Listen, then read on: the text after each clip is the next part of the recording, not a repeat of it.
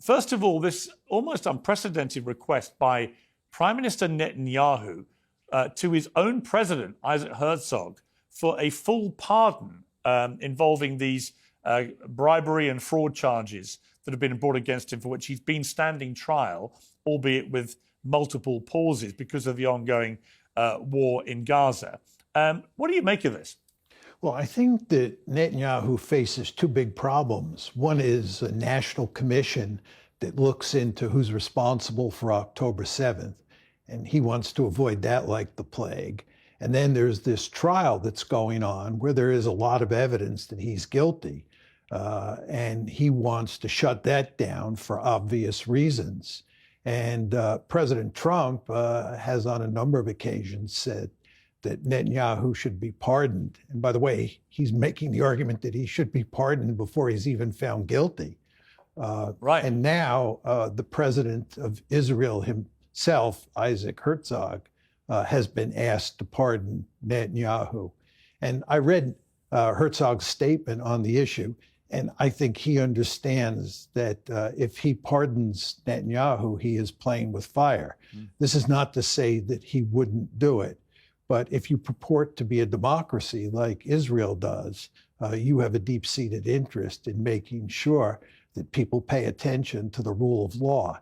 And given that Netanyahu has been charged and this trial has been taking place, it seems to me that any self-respecting democracy would want to see the trial play out and see whether there's a conviction or not before you get a pardon.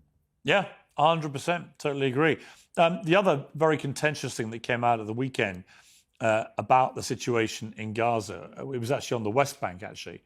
This was video emerging that showed Israeli security forces shooting dead 2 Palestinians who had apparently, from what we saw on the video, surrendered in the occupied West Bank. And after they had surrendered, they were then ushered back into this area they had come out from and were shot dead, which many think was a breach of the Geneva Convention, which was a clear execution, therefore a war crime. Israel says it's investigating, but what did you think of that?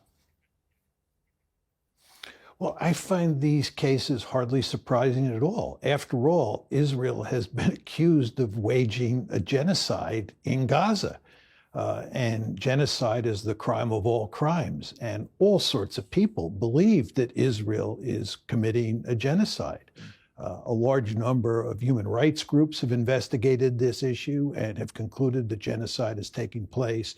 The UN has set up an international commission to investigate it and has come to that conclusion. Prominent scholars, including Israeli scholars, have come to that conclusion. So for a country that's committing genocide in Gaza, it's hardly surprising that they're shooting innocent civilians in the West Bank. I mean, it's just the way the Israelis operate. There's just nothing surprising here at this point.